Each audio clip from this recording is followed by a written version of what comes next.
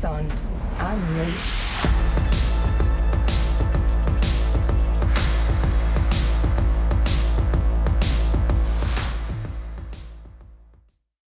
Hey, welcome everybody. My name's Robbie. I'm here with Tamara and Dan. We're from Axon Property Group, and welcome to our first ever episode of Axons Unleashed. Ew. Welcome, Tammy. Dan, how you going? Yeah, here we are. I mean, what a journey, I suppose, that we've been on so far to actually find ourselves here, sitting together in a studio, recording our podcast, or our very first podcast. It's been quite a while in the making, right? It has been such a long time in the making. You came to me maybe 2-3 years ago.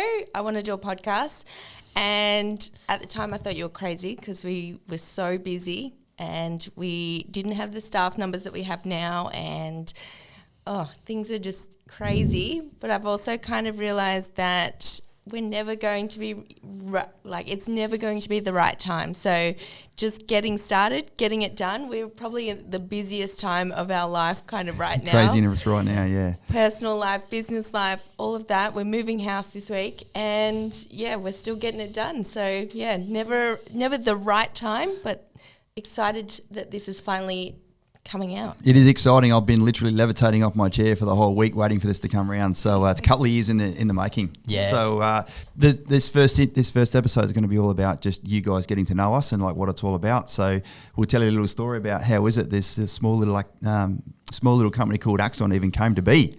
So Dan, you're going to go ahead and ask us a heap of questions. Yeah, absolutely. I mean, before we get started, for those of you who haven't been following along on the Axon journey so far, we've got some sort of the main key players in the room here. So Robbie, can you just give us like a quick 30-second snapshot of your background and who is Robbie Turner? Because apart from the fact that you're like, I'm as busy as I've ever been and now I want to take on another project, like everyone who's playing along at home, you're going to quickly realise that's standard Robbie Turner behaviour. And I know Robbie pretty well, but I mean, you should give the insight of who you think you are and let everyone get along with that. Yeah, well, first of all, this is a MA 15 plus podcast, and we will fucking swear every now and then. So that's the first one under our belt. And I sort of make no apologies for that. So it is what it is.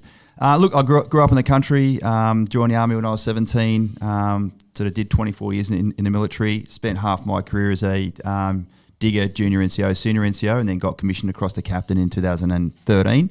Got the call to go down to SOCOM there and raise a JTAC capability in 2 Commando. So I spent my last 11, 12 years down in 2 Commando running that joint fires capability and did a couple of trips over to Afghan, et cetera, et cetera. Got out in 2013 as a 5th year major. So I actually had a fantastic career, and that's sort of where you and I met, down in Duntroon. So it was a 2006, 7 or 8? Yeah, around about that time. And I remember you were down there teaching or taking the cadets through the leadership components of their course through there at RMC. And I distinctly remember Robbie Turner's terrible voice in a pre-recorded videos as everyone was heading out to do the Shaggy Ridge activity. Yeah. And you told everyone in the lead up that there is going to be some critical information in these videos. So you make sure you're listening right now. And it was the very first introduction of you're not allowed to sleep on the bus on the way out there because you might get additional information. And everyone's just wired going like, when's he going to give this really critical piece of information? Spoiler alert, there was no critical information in those videos. It was just designed to keep everyone up at the beginning of a food and sleep deprivation activity. Yeah. You just wanted us to lose another couple of hours of You sleep. are so mean. It was good. There was Dan Fortune was the CEO down at Duntroon. Really great mentor of mine. Actually got me into the whole leadership stuff. And he's like, righto, Robbie, you're now running the leadership part of Duntroon. You've gone through the commando selection. Run a little commando selection for our cadets here at Duntroon. Turn these girls and boys into men and women, the future leaders of Australia. So I just basically ran like a little 3 or 4 day activity that we did back then. It was really cool. Tammy's got a big smile on her face. Well, I hardly get to hear all these other side of the page sort of stories from back in his time in defence. So it's kind of cool to see the other side that from your perspective, I guess. Yeah, so that was our first meeting down at Duntroon, hey? And I know that we're going to make it MA 15 plus, but some of the stories probably bounce above MA 15 plus of times after RMC there. But I mean, from my perspective, having you known for that period of time, I know that I've witnessed you as a student of leadership from that perspective sort of evolve yourself over that period of time as well. Yeah, I love it. It's One thing I'm really fascinated by is having done half my career as a non-commissioned officer and then the other one as a commissioned officer. First of all, the transition from NCO to officer was by far the best thing I ever did. It gave me a whole different scope of leadership, and unfortunately a lot of people won't want to hear this, but the military is designed for officers to lead. So it was really great to be part of that decision-making process as opposed to just being given a set of orders and then crack on and go and do it. So that was good. But one of the most fascinating things for me is that now that we don't wear rank and we're not governed by the DFDA, and you're not going to fucking get thrown in jail if you call your boss a prick or don't perform in your workplace, how do you then really get the best out of people when they don't have that rank structure there? So that's been the most fascinating thing for me about, now creating a business and what we've got 10 veterans working in the business with nearly 130 years of military experience and sort of 5 or 6 others from an admin support AV perspective as well. So yeah, it's a really, really fascinating journey, mate. Yeah, it's a really interesting journey that we are going to explore in a little bit more detail as we go through this later today, just sort of how Axon came to be. But before we get there, Tam, you tell us about you, because you provide a very strong sort of cultural background to the team at Axon and a very strong mentorship perspective as well. So just tell us where you've been from and sort of how you've developed over that time. Oh, thanks. So I am the co-founder of Axon. I'm also the general manager. So my role is very varied day to day. But my background, I started with event management, working for a big company in Sydney, bringing some big celebs into Australia, George Clooney and Tony Blair and things like that. So just a cheeky little name drop there, yeah, Tammy. yeah. But a lot big project management stuff and big, organising so many facets of that. I did a couple of years as a flight attendant, and then when we moved to Brizzy, back into events, and then started Axon. So yeah, very varied, but I guess lots of varied experience that comes with that as well. Just to be clear, so when I got out in 2013, I got given an amazing opportunity to work in another property investment firm. And whilst me and that other gentleman don't speak anymore, we sort of parted our ways. I do remain sort of forever grateful for the opportunity that he gave me. I've sort of been doing property as a novice, bouncing in and out of Afghanistan, come back with a couple of dollars in the bank, buy property, just trying to do it all myself. And I was one of these guys, I'm like, I don't need any assistance. I can do it all myself. I don't need a property coach. I can do my own research. No one's going to take advantage of me. And yeah, sure as shit, I got, taken down the garden path by a couple of slick speaking property spruikers. So it's interesting that I'm now on the other side of the fence, that, we too now provide that coaching and mentoring as far as people making the right smart property decisions. But yeah, certainly I'll be keen to sort of delve into what happened in late 2016 and, how Axon really got going, because basically mid-2017 is our sort of birthday. We're rapidly approaching. So, I mean, let's jump into then. Maybe, Tammy, if you can start us off, where did Axon come from? Where did this thing that is now sort of providing some level of surety for veterans as they transition out of the ADF? I might tell that story if you don't mind. This is kind of on Robbie actually, because he was the one that came to me about it. So I'll let him kind of spill the beans on how that actually started. Yeah, so first and foremost, I was very happy working with the other firm. I too was a general manager, so I was sitting in Tammy's shoes at that point.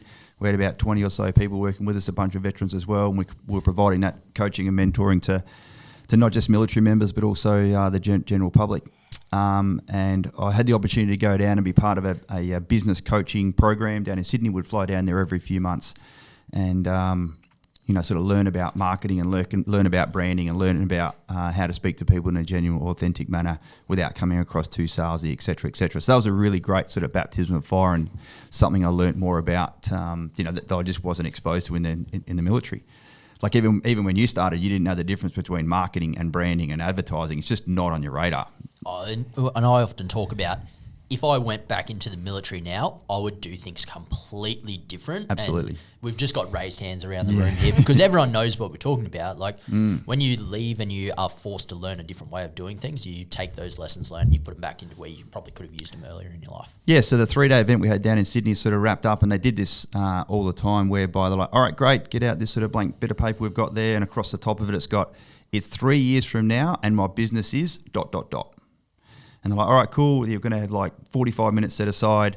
And like there's 300 other entrepreneurs and business owners in this group. I was one of the really lucky ones because the other guy took me down there as his GM, so we could sit there and spitball and like bounce ideas off each other. So the burden of, one person going down and harvesting 3 days worth of information and then having to come back and pass it on to everyone else was alleviated because I was there as his sort of oppo, which is really good. Yeah, and no one has like a ownership of all the good ideas, for example. So you take a few different minds down there and you can bring all of those ideas together and come together as a collective.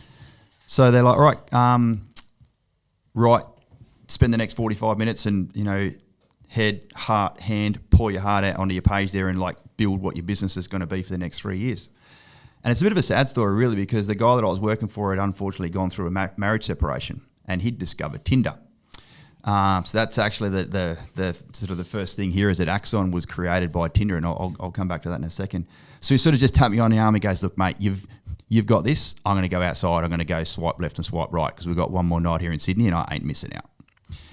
So I'm like, well, that's interesting. So sure enough, bang, the bell went off, 45 minutes to pour your heart out there. And I looked around the room and there was like everyone, all these other business owners that spent time and money and effort and energy to get down there and like really push themselves to visualize and write down on paper what their business is going to be.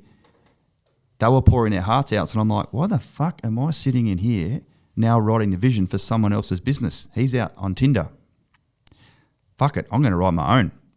I literally wrote a page and a half and just poured my whole heart out. I was like, what my future business might be in the property investment space. So yeah, so then fast forward a couple of days, went back to Brisbane. He's like, hey mate, how'd you enjoy your time down in Sydney? Let's do a quick little hot wash, etc., etc. So look, to be fair, while you're outside on Tinder, I didn't write about our business, this business, your business. I wrote about my business. And guess what the reaction was? I fucking knew you'd do that. Like, how dare you do that? I spend this time and money and take you down to Sydney, and how dare you fucking spend my time and my money thinking about someone else's business. I'm like, whoa, just fucking calm the farm. I'm not going anywhere. It was just me spitballing, on the paper there. I just took the opportunity to sort of get some thoughts out of my head and sort of put them on paper. And at that stage, you were still thinking years ahead, right? Years and years ahead. Like there was no time frame put on it whatsoever. So that was it was an interesting little engagement there as far as how I still got that bit of paper, by the way. I might even put that up and we'll get that. I might have to redact a couple of comments in there just to protect the innocent. But yeah, certainly it was a good little activity to do. Fast forward in the Jan. So that was October 2016. Yeah. So when you were sitting down there, you were obviously thinking to yourself, if I'm going to go and do this, there's a couple of things that you'd tweak for yourself. Like, what do you reckon a couple of those key elements that you were thinking about then? As you will know, because you were a client of mine in that other business, 2 properties you built with me as your property coach. Being in the property investment industry is pretty simple. Find client, coach client, find property for client, help client build property, find tenants and all that sort of stuff. So the journey as far as what that goes is pretty universal. But as you've now seen, there's probably 50 little tweaks you can make as a little subsection as far as how to make that journey easier, provide more value, better peace of mind, reduce the risk, etc., etc. So to be fair, I wasn't really thinking about the tweaks we've now made with Axon as I reflect back. In a couple of months' time, we're going to turn 4. So 4 years has gone extremely quickly for starters. But I was basically like, that's the basic business model that I want to now replicate. How would I go running that for myself? So that was in October 2016. I had been working there since, let's call it mid-2013, and I had not had a Christmas break or a holiday or a time away or a weekend away whatsoever. It's such as like you did when you first started, you just throw yourself balls deep into the new job and it just becomes your life, and that's who we are. So tomorrow night, I said, we're going to New Zealand. Yeah. Tammy's like, right, we are fucking going to New Zealand. Yeah, forced break. Forced rest. Forced respite. So we went over there, as we're creating this first version of the podcast in February 2021. In mid-January, all my Facebook memories were coming up. Hey, 4 years ago, you guys were over in New Zealand. And that's when I sort of divulged to Tammy about the activity that I've done down in Sydney and the reaction we got from old mate. And I said, look, maybe one day this is going to be something. It just sort of started to ferment in my mind that maybe this is going to occur. So, yeah, we sort of spent some time away and sort of said, look, all right, cool. One day we are going to do this. No dramas. So fast forward a couple of weeks' time, early February sort of thing. Mate, must have been early March. It was early March. Just got called, just having chit chat in the office and whatever else. And he goes, oh, by the way, how was your holiday over in New Zealand? I said, mate, it was excellent. It was really good to get away, good little fresh start. Just back. I'm pumped for the rest of the year. I'm really excited about what we're all going to achieve for the year, et cetera, et cetera. But I said, look, I just want to, full disclosure, I want to let you know that, that little spark that created down in Sydney, Tam and I have spoken a bit more about that whilst we're over in New Zealand. And one day I can see us. I just want to put you on notice now. One day in the future, we are probably going to start our own firm, and I'm more than happy to collaborate. We're more than happy to sort of share ideas, and we can work together, down the track. And we were talking then about moving down to the Gold Coast and potentially having like an arm of that business, or some sort of collaboration then with starting, and it was all pretty amicable, right? Yeah, totally. Actually, you've reminded me, Tam. So in the November of 2016 is when we did move to the Gold Coast, because I remember we had Melbourne Cup Day. Melbourne Cup Day 2 or 3 days later. I'm like, fuck, where's my suit? I'm just trying to find my suit and all the bloody boxes, that sort of thing. So we had moved down to the Gold Coast at this point. It made sense. The solicitor was down here. The mortgage broker was down here. A lot of the builders we were using down here. I was transiting down and back to the Gold Coast once or twice a week anyway. I'm like, fuck it, let's just come down and live here. And then I had the transit back up to the northern suburbs of Brisbane to go back to the office. And obviously then you get the lifestyle of living on the Gold Coast. Oh, it's the best. I didn't do a Southeast Queensland posting in my military career, and I can see why people go to Enoggera and or Amberley and then they fucking start digging stage 4 revetting double OHP. Yeah, try and pry me out of this place. And when we had moved to Brisbane, we weren't exactly living in an area that was suitable for our life. We were in the burbs. We were around, we were up, Mum's pushing prams. North side of Brisbane, and there wasn't even any bars or restaurants in our suburb. Yeah. And you guys now need to go and follow Robbie and follow Tamara on Facebook and Instagram, because you will see that is completely the opposite direction to what they actually live from a lifestyle perspective. So when I sort of said to old mate, I said, look, at some stage in the future, this is going to happen. And then his response was like, no, you can't go. You're the general manager. Everybody loves you. You've got the relationships with all the suppliers. Like, I've got all these other stuff going on. I need you to be the heartbeat of the business. Like, just don't go. I'm like, it's all good, man. I'm not going anywhere. I don't, this is just a dream of mine, but I'm just sort of letting you know that, one day this sort of might happen. And sure as shit, true to form, comes in the next morning. He's like, Robbie, in my office. I'm like, all right, I'm not in the fucking military anymore, but okay. Hey, mate, what's up? Hey, what we spoke about yesterday? I said, yeah. He goes, pack your shit and fucking get out. What, like the next day? The next morning. After saying one day you're like, what do you mean? No, don't leave. Yeah. He's then gone, get out. Talk about whiplash. I said, are you serious? He goes, I'm fucking deadly serious. If you're leaving, you're fucking leaving today. I'm cutting access to all of our back-end systems, all of our CRM. You're not getting access to any of that stuff. You want to leave? Fucking leave right now. I'm like, I think you might be going a bit far here, mate. Like, we are not prepared. We are not set up for this. We had not done any business model planning. Nothing. Like zero. He's like, I don't care, mate. If you're leaving, you're fucking leaving now. Geez, Tammy, knowing like you're very diligent and putting steps in place of the entire journey before you know you need to make the leap. Oh, yeah. How are you feeling at this point in time? Hence why this podcast has taken so long to get off the ground, because I need to plan this. But yeah, I was not feeling very confident. I straight out went and got us a whiteboard from bloody Gumtree. Straight to Gumtree. That's where all the best gear is bought for the business. Someone dropped it off, and we literally turned our media room downstairs into a little office. Little ops room.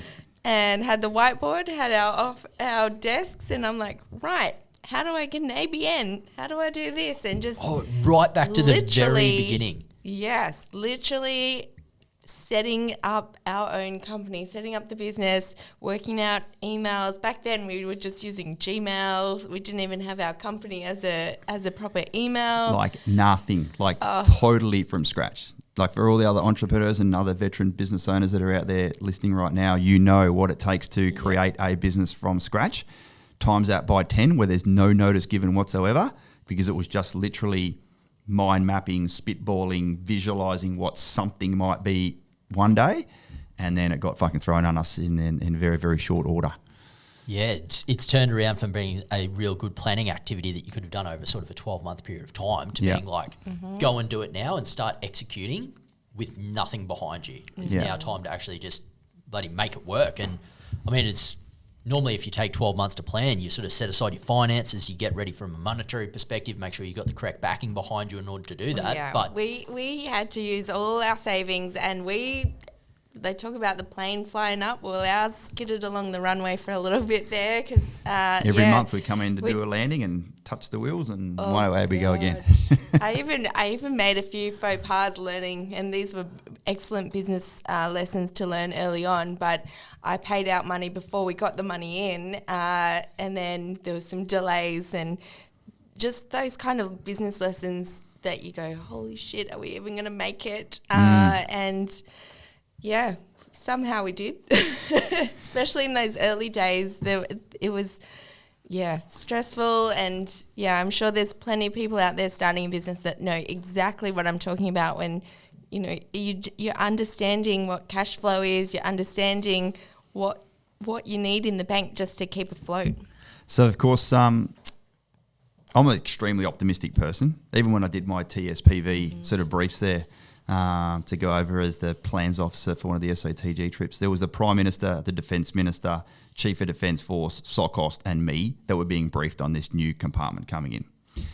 And so what I had to do is sort of do my TSPV interviews. It's like they go in there, answer your 300 questions. Stand for? So top secret, Positive vet. Okay. The highest level you can get, and then there's a series of another acronym I don't know. Yeah, so it's one of the higher levels of security clearance that at the moment I think it's taking in the ballpark of 2 years from cradle to grave to get assessed for that perspective as well. Yeah, so they really, really delve into your character and your mindset and how you think about stuff, etc. Because if you're going to be given all this stuff, especially from a coalition perspective, then they need to be able to trust you're not going to fucking do a Julian Assange per se. So when you fill out your 300 questions, you do your initial interview, and the interview starts with, "So I'll just give you all your questions here. Thanks for doing that." And all the questions are repetitive anyway to try and get the same response. They're like, "So take us back to your first ever memory of life." And I was like, "Are you fucking serious?" She goes, "Yeah. What do you remember?" I'm like, "So we went through school and went through growing up, and then I'm like, all right, cool." You were telling me they were recording this as well, like video recording. I don't think I can't remember that little bit, but.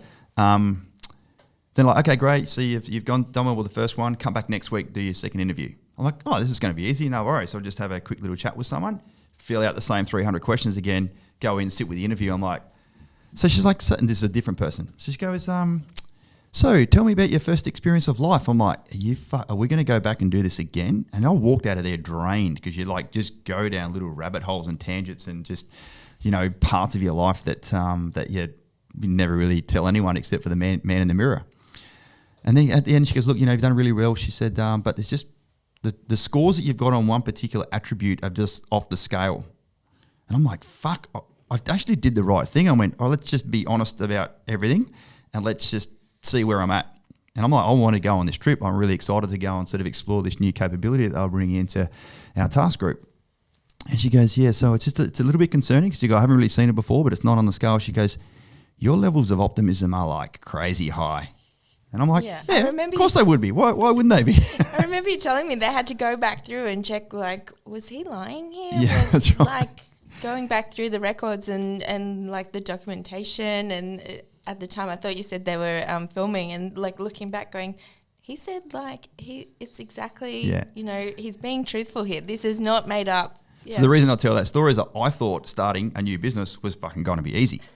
I'm like, cool, I was doing these other videos and I was sort of, didn't really have an online presence and certainly nothing like we've got now.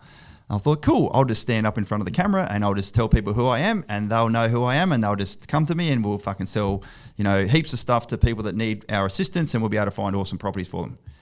And I can assure you that was not the case. I think in our first few webinars, we used to get maybe 7 people Yeah, turn up. And one of them was Dave Simpson. Dave Simpson is like, hi, Dave. And he'd write, I'd say, where are you? Let us know where you're listening in from. And he'd be like, Dave from the Gold Coast.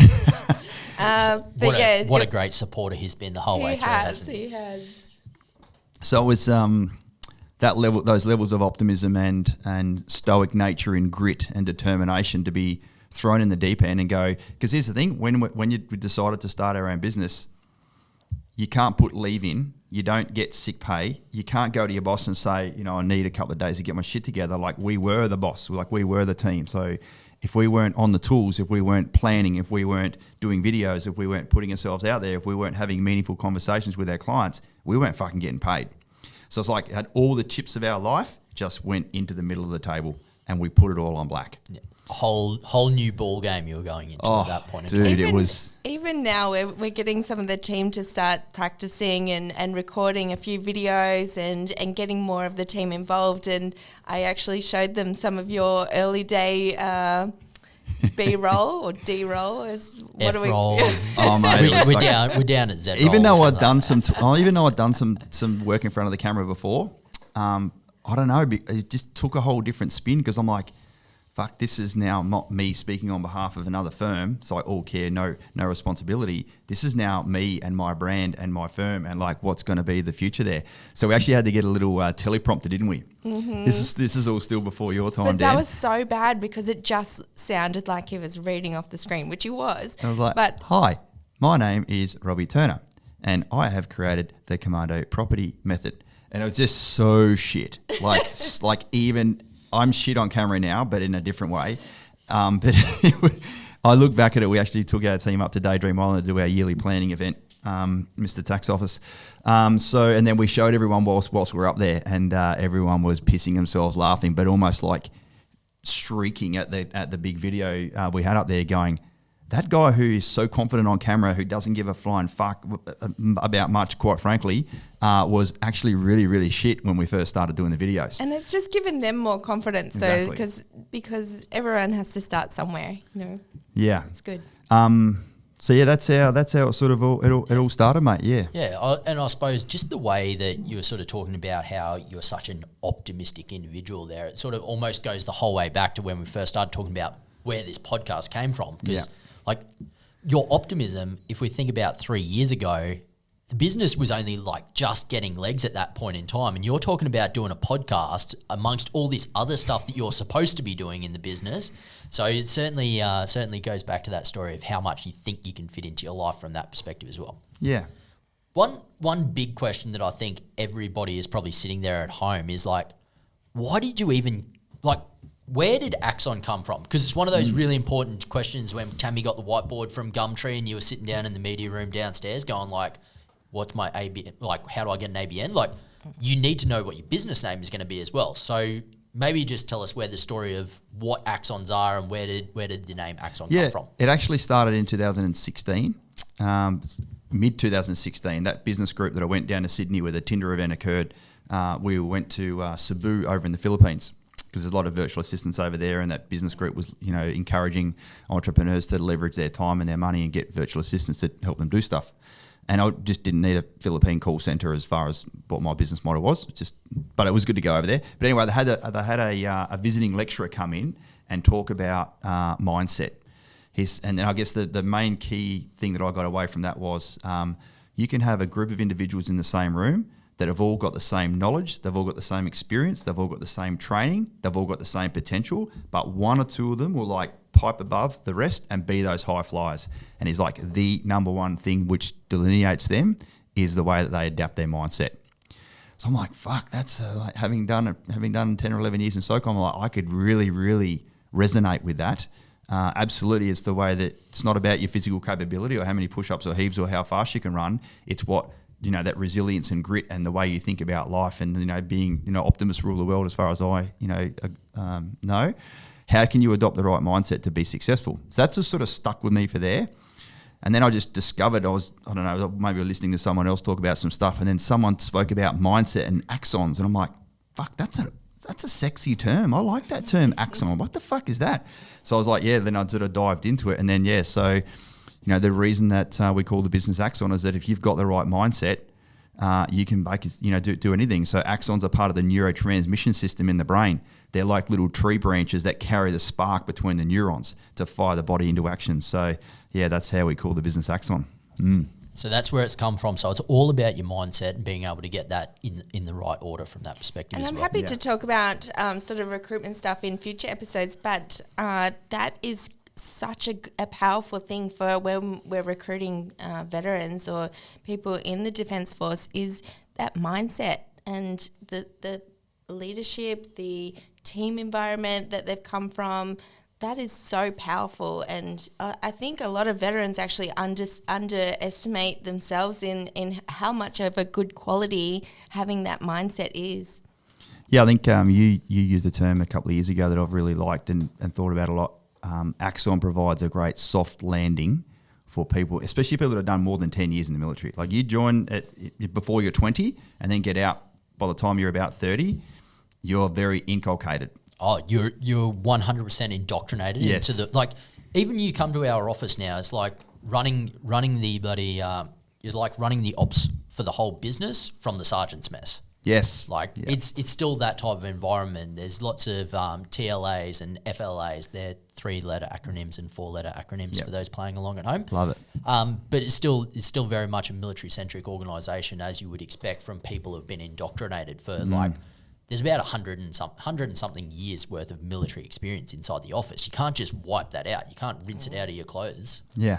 So it's really cool though, isn't it? Like, yeah, we've had we've had Matt, we've had James, we've had Adam, all start at that's the veterans, and Haley all start at the back end of last year. So, just to have them come in and just, they all feel like they're still in the military, and I still feel like you and I as coaches, and certainly you guys listening in. I feel like I'm in half the time. You guys listening in will get to hear from our other property coach, Dane, our resident Air Force guy. pretty much a civilian these days. Yeah. The amount of indeed. acronyms that flow around this office, and now that we've got a few more civvies in the business now, and they'll look at me like, "What's that mean?" I'm like, "I don't know." Don't know. Well, you just learn another one today, TSPV. But I mean, because we speak to defence members every day, male, female, all ranks, all corps, all specialisations, single dudes, single girls, married couples, gay couples, fucking you name it. Like, so I feel like even though we can sort of maintain what's going on from a defence blogs perspective, me, you and Dane know what's going on from a defence capability perspective, because everyone plugs in there in some way, shape or form, and we just know what's going on. It's really cool. I often say that I probably have better intelligence now about what's happening in the Defence Force than I ever did while I was in the Defence Force. 100%. Just because there's loads going on. But that's an interesting segue, I suppose, that we can go ahead and explore. Is like you sort of highlighted so many veterans that have joined our organisation over the last couple of months, and Tammy, you just mentioned about how the civilian impact is also growing as well within the organisation to sort of inject that. I suppose one of the big things we would want to talk about in the coming podcast is how you've grown from being two people in your socks and jocks in the media room downstairs to now working from your corporate office, fully established down here on the Gold Coast, with a growing organisation that's able to support the veteran community holistically. So how are we going to approach this, Tam? Well, one of the first, when we first moved to an office, even though it was a home that we moved into, a house, one of our clients' houses, it was the best thing for Robbie actually, because it gave him a bit more structure in terms of getting ready for work, getting out of his trackies, going to an office, but also coming home and knowing when to switch off. Because when we were working in the media room, basically it didn't stop. And he'd sometimes still be in his pajamas later in the afternoon. I'm like, are you going to shower? It was fucking good to be kicking around in the PJs, because that was March, and then it sort of transitioned into a bit of autumn and winter. But yeah, by the end of that time, I'm like, I need to fucking get out of here. Like, I go all week and not leave the house at all. I did shower, for the record, every couple of days. So no, it was good, and certainly we will talk about the way Tamara and I, because when you are forced to be then living with and working with and hanging out with and eating with and sleeping with your wife, who's also now your bloody business partner that you've both been thrown into, that is fucking not easy. Let me give you a little hot little tip. Mate, that's given us, I think that's given our audience a really good insight as to how Axon actually came to be and sort of where we left off. That must have been sort of mid 2017 at that point in time that you were starting to think about that. So 3 or 4 months after the business started. But I mean, in the coming episodes, I think we want to talk about the next pieces of the puzzle, like the slower start from a beginning perspective to sort of the acceleration and the really taking the efforts and going like full steam ahead over the last couple of years. So I suppose that's probably what we're looking forward to in the next episode, isn't it? It is, mate. It's going from 2 people just having a crack to then starting to build, it's being self-employed to being an employer. Game changer. Having been an employee before that. Yeah, so it's a massive game changer. I can't wait to share that. Yeah, and I mean, Tammy, this is where you're really going to come to the fore from my perspective as the person who really thinks about it like, now I'm responsible for other people's livelihoods and how that changes your mindset as well. I want to talk about that in the next episode too, because being a leader in the military and being a leader in business is very, very different from that whole range of topics. So what a great start. Hey, I hope you guys enjoyed that. So you now know that the Axon started because of Tinder. Actually, I told this story when we were doing our live Q&As, and the amazing Zach is one of the Hornet pilots down in Williamtown. He's like, he goes, so imagine all the defense community people that would not have been helped by Axon if it wasn't for Tinder. And I'll leave you with that, guys. All right, have a great day. See you later. See you soon. Bye.